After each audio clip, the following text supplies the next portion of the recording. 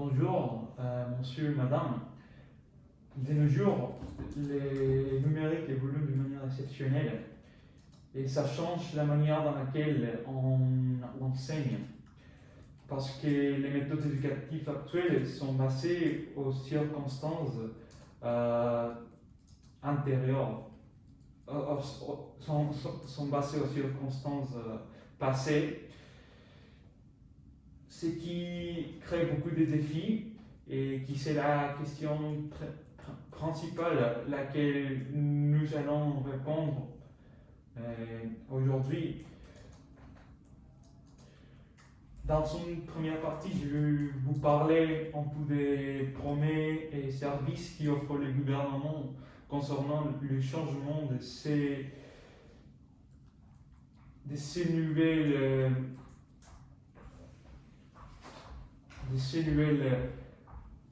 méthodes d'enseignement. Dans une deuxième partie, je vais vous parler de la nouvelle interaction que nous avons entre les professeurs et les étudiants à travers les nouvelles plateformes en ligne. Et dans une troisième partie, et pour finir, nous allons parler du changement des ordinateurs et la place qu'ils ont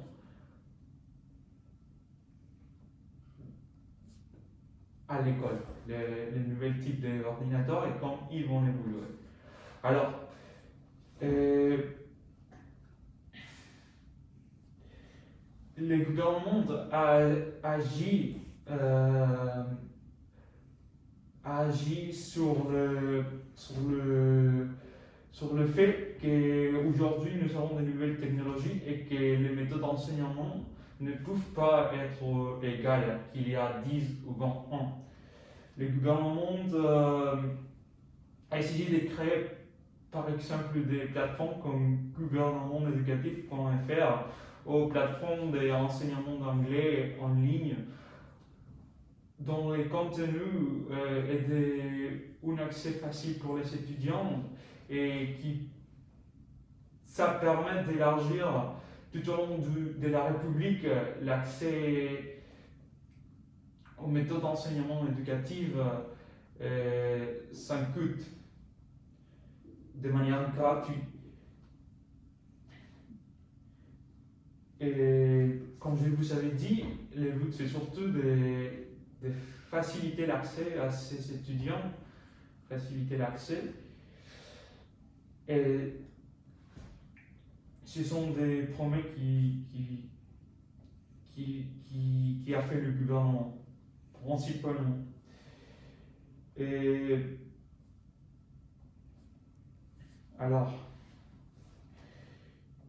il y a de nouvelles types d'interactions entre les professeurs et les étudiants.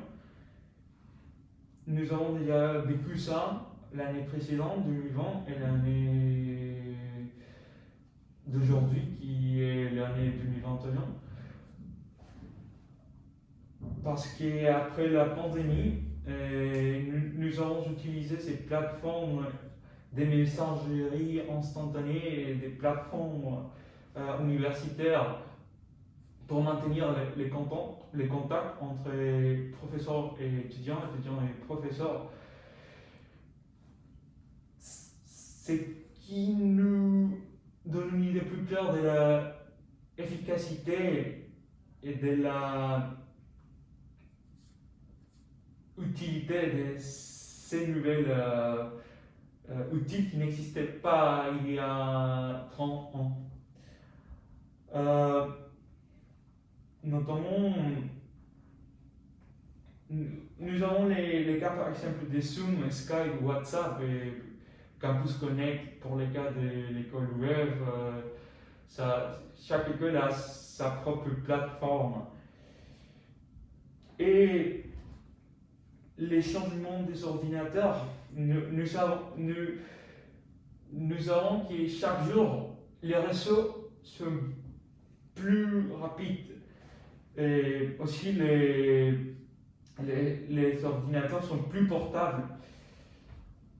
ce qui fait la possibilité, ce qui fait possible à chaque étudiant,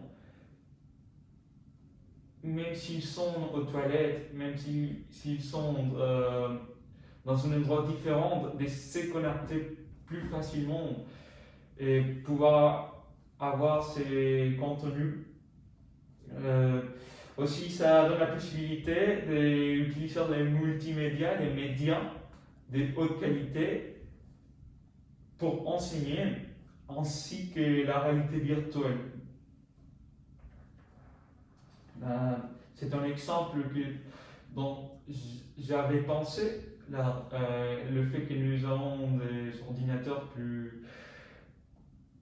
plus rapides et des ratios plus rapides aussi, ça donne la possibilité d'un enseignement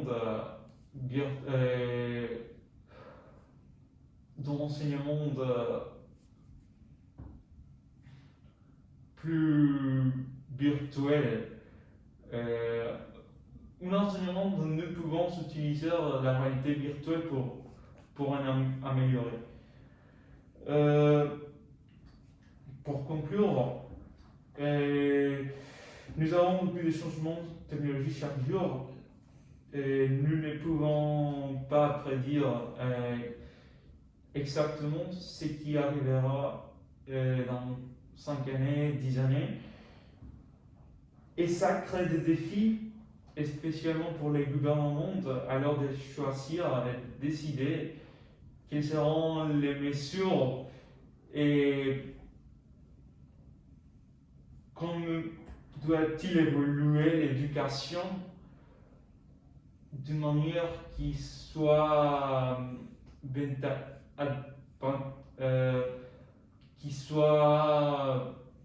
bon pour les étudiants, qui soit avantageuse. Je ne sais pas si c'est le mot. Encore. Qui soit plus facile et plus accessible. À mon avis, ce sujet c'est fascinant et je suis bien sûr que je ne suis pas la seule personne à laquelle l'intéresse et a été affectée par ces problématiques. Merci.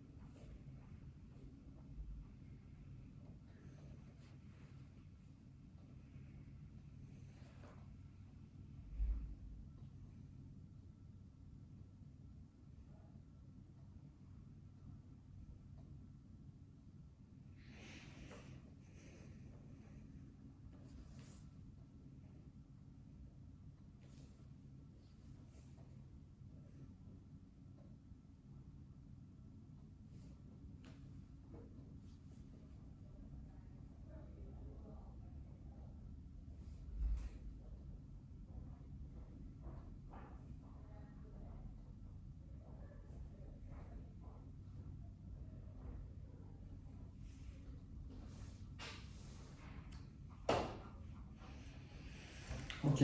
Avec des questions.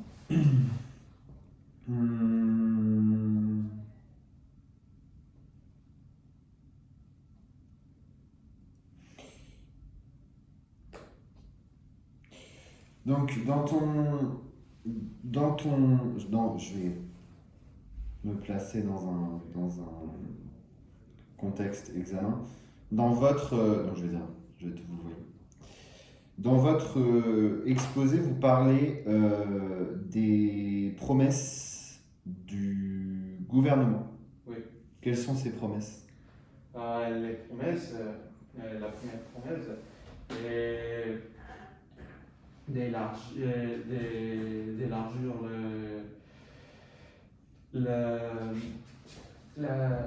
d'élargir une bonne éducation tout au long du pays et principalement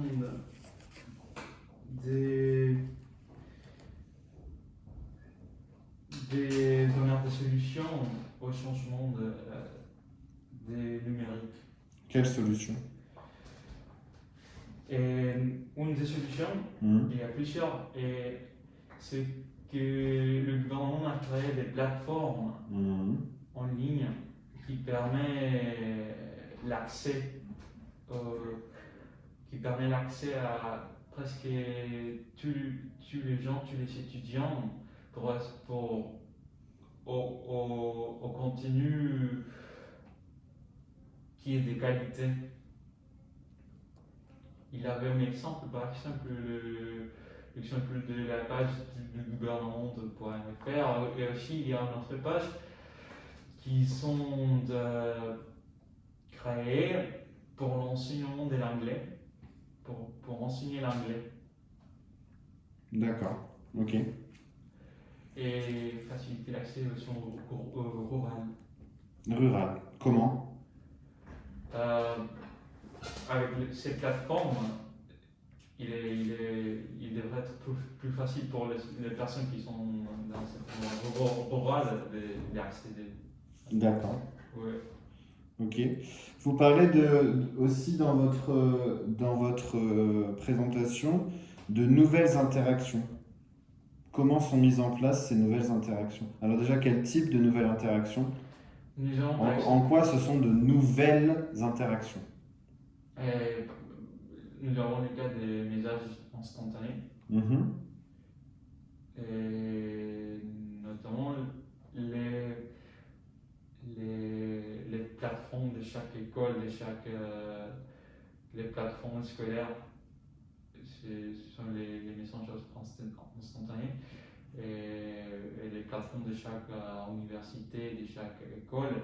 Et j'ai ajouté aussi l'exemple des plateformes comme WhatsApp, Zoom, Skype, qui ne sont pas en fait dans le texte, mais qui sont utilisés maintenant, et c'est la réalité, pour avoir ces contacts entre les étudiants et les professeurs. Aussi le courrier électronique. D'accord. Oui.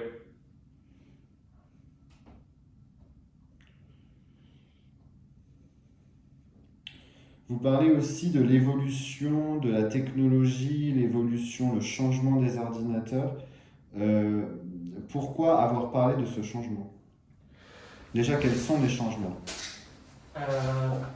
Les changements principaux sont la portabilité et La portabilité, qu'est-ce que c'est la portabilité? Qui est plus facile de bouger les ordinateurs qui sont plus accessibles. Par exemple, avant, il y a 30 ans, ils étaient plus grands et moins rapides et plus chers aussi. Portabilité, c'est la facilité dans laquelle on peut bouger les ordinateurs. Maintenant, nous avons des ordinateurs dans la main qui sont notamment c'est le cas des téléphones portables. Et ils sont chaque jour plus vite. Et aussi quand je parle de la vitesse ou de l'augmentation de vitesse des réseaux, c'est le temps dans lequel nous pouvons télécharger des données. Nous pouvons télécharger des données comme les nouvelles médias qui sont de haute qualité. Et j'ai ajouté, c'est pas dans le texte, mais j'ai ajouté aussi l'exemple de la réalité virtuelle qui est plus accessible. Quand vous dites les nouvelles médias de haute qualité, pourquoi préciser haute qualité? Parce que la différence d'aujourd'hui dans l'apprentissage, une des différences les plus grandes, une des différences les plus notables, sont les vidéos. Nous apprenons avec des vidéos. Et avant, les vidéos étaient de moins qualité et aussi les médias étaient moins interactifs avec les étudiants. Aujourd'hui, il y a des jeux vidéo, il y a des mondes virtuels dans lesquels les étudiants peuvent apprendre et sont plus vivants, ce qui fait aux étudiants d'apprendre plus rapidement et d'une manière peut-être aussi plus amusante et plus. Ce sont des expériences qui font aux étudiants de ne pas s'oublier si facilement, d'émuler l'apprentissage. D'accord. Alors, dans les multimédias de meilleure qualité, donc vous voulez dire que par qualité, parce que est-ce que quand vous dites multimédia, vous entendez seulement des ressources pédagogiques pour l'enseignement et l'apprentissage, ou est-ce que vous parlez aussi de l'accès à l'information? Je parlais principalement d'enseignement dans ces métiers d'enseignement, mais c'est vrai aussi que nous avons, c'est dans notre partie, que nous avons l'accès plus facile aux informations. Et vous pensez que l'information aujourd'hui est de meilleure qualité qu'elle ne l'était dans le passé? Quelle est votre opinion sur cette question? Oui, nous avons, oui, en mon avis, oui, c'est l'information que nous avons aujourd'hui, c'est de plus qualité. Et pourquoi? De plus Pourquoi qualité. l'information est de meilleure qualité? Parce que nous avons les ressources pour faire par exemple, avant, nous n'avons pas les technologies pour faire des recherches si exactes que nous avons aujourd'hui avec les vidéos. Avant, il n'était pas possible d'enregistrer des expérimentations ou même des phénomènes. Alors, ces technologies nous permettent, oui, d'enregistrer des informations d'une manière plus exacte et les documenter. Ok, et comment expliquez-vous alors qu'on parle de plus en plus de fake news? Oh, c'est vrai, je crois que les fake news.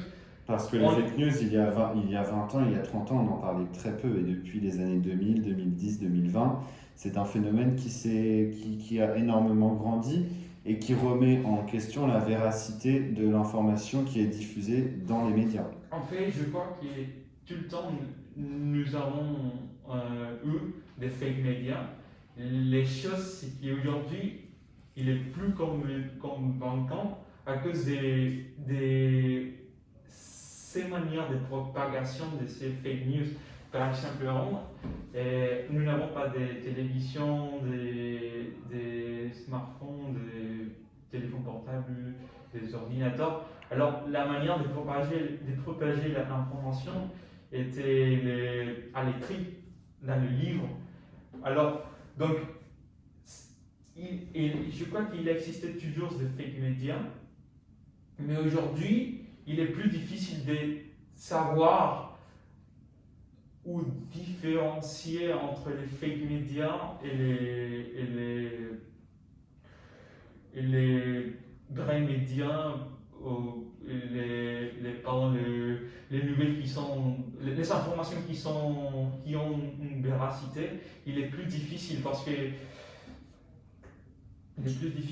les informations qui nous recevons sont presque. Par exemple, si avant les gens lisaient des informations, ils ne pouvaient pas savoir si c'était vrai ou pas. Mais aujourd'hui, nous voyons, nous regardons des images et des vidéos qui peut-être sont fausses et qui s'installent d'une manière plus vivante dans notre mémoire, même s'ils ne sont pas vrais. Mais je crois que tout le temps, il a existé des fake médias, mais aujourd'hui, c'est tout simplement la façon dans laquelle il se propage, c'est différent. Et je crois en fait qu'aujourd'hui, même si nous avons des fake médias et on écoute souvent des fake médias, je crois qu'aujourd'hui nous vivons dans un monde dans lequel l'information est plus exacte. Par exemple, si quelqu'un veut chercher des informations, nous avons des moteurs de recherche qui filtrent l'information et qui met le plus exact en haut. Comme ça, nous pouvons accéder à ces informations. Et nous avons aussi des pages qui vérifient l'information.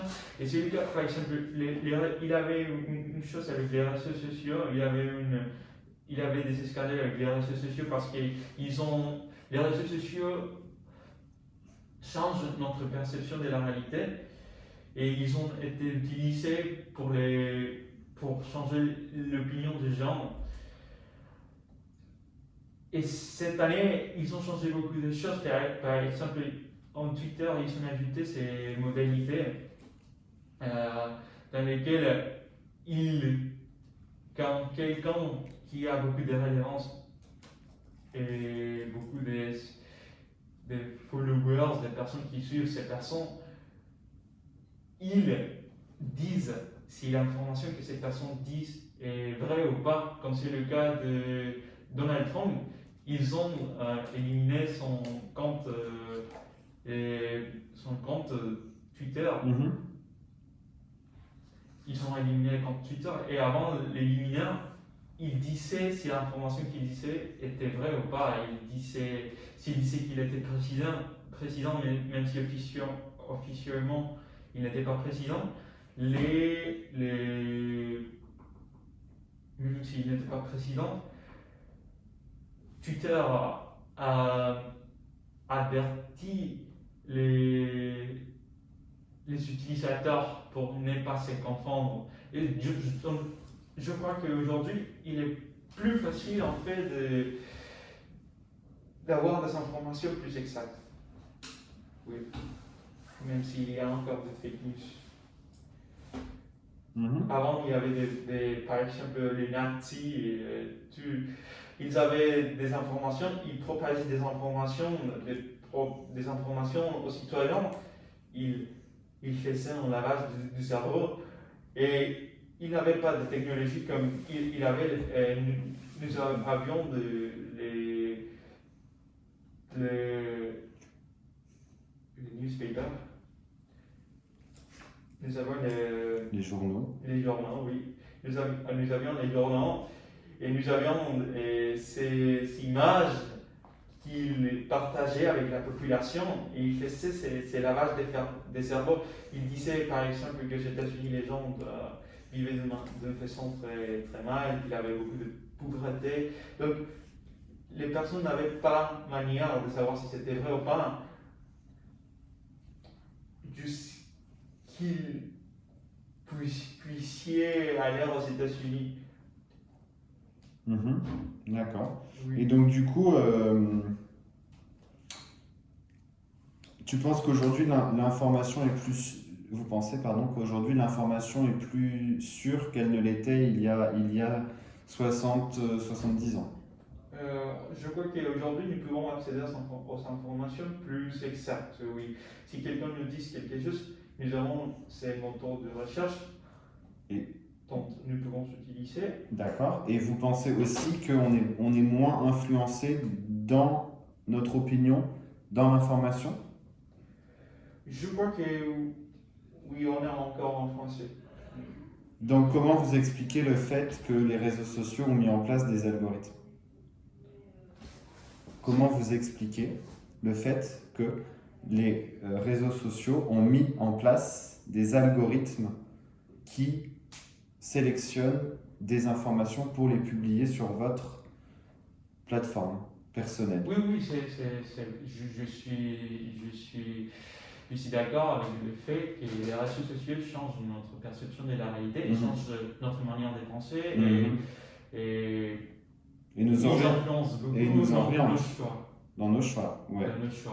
Donc Si, ça, c'est quand même une remise en question très importante au XXIe siècle sur l'accès à l'information, oui, la véracité de l'information oui, oui, nous et avons le les... caractère certain d'une information, Oui, puisqu'on est totalement enfin, pas totalement, mais on est très souvent orienté, notamment politiquement, dans les réseaux sociaux, oui, sur oui, les réseaux sociaux. c'est clair. Mhm. Et nous avons aussi les cas de la Chine qui, par exemple, ils ne permettent pas les recherches les chercheurs, les moteurs de recherche Mhm. comme Google, mais ils ont leur propre moteur de recherche qui est Mhm. contrôlé par le gouvernement. Mhm. Tout à Alors, fait. les Chinois reçoivent des informations qui sont contrôlées par le gouvernement.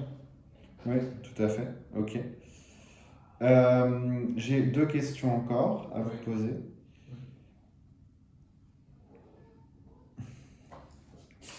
Vous avez parlé de réalité virtuelle sans vraiment expliquer pourquoi vous en parliez.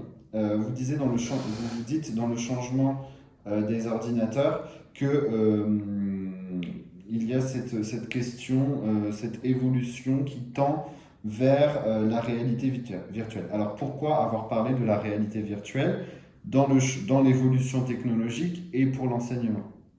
Parce que vous avez mentionné ce point-là, mais vous ne l'avez pas analysé et exemplifié. D'accord, par exemple, nous avons ces nouvelles technologies, ces nouveaux produits, comme les Oculus Rift, comme sont des... Excusez-moi, j'ai pas bien compris. Oui, il y a un produit qui s'appelle Oculus Rift, et ce sont des lunettes Mhm. qui nous font vivre une expérience très, très, très vivante. Oui. Notre cerveau pour aujourd'hui penser vraiment qu'il est dans son autre monde. Mhm. On invente ces outils, ces technologies avec des écouteurs. Alors on peut utiliser ce type de technologie pour l'éducation et notamment en faisant les expériences plus réelles. Si nous avons un étudiant qui veut étudier la biologie d'un continent qui est très loin chez lui, on peut utiliser par exemple ce type de technologie pour immerser à ces biologistes et connaître des choses qu'ils ne peuvent pas voir dans la réalité, mais qui existent. Donc, il pourra apprendre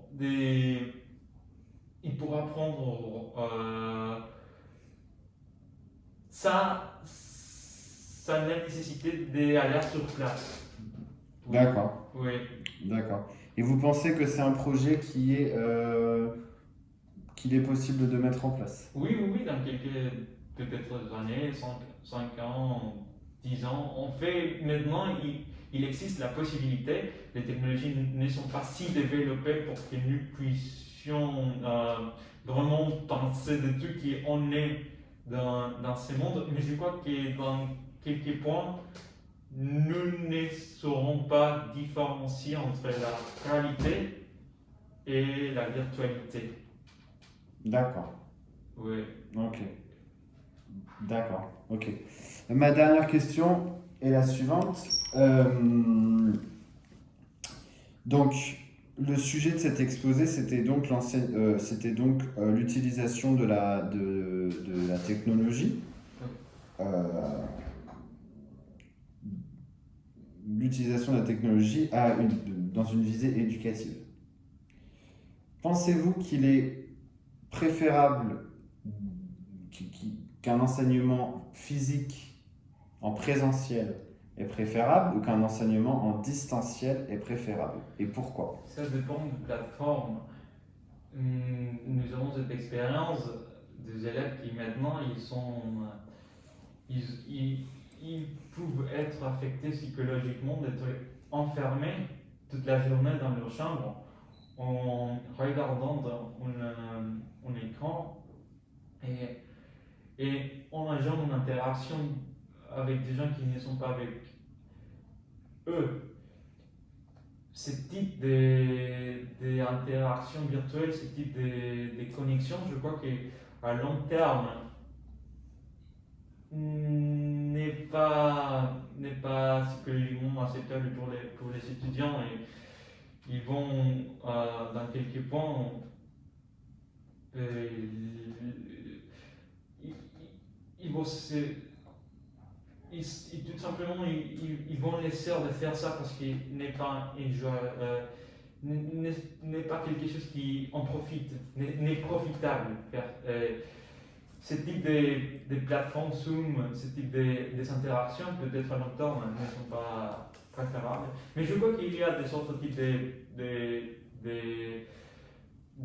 plateformes qui pourront être mises en place après, qui pourront être plus profitables. Oui. D'accord. Oui. D'accord, très bien. Très bien. Est-ce que vous avez des questions? Non, c'était super, j'aime bien. Très bien, je vous remercie.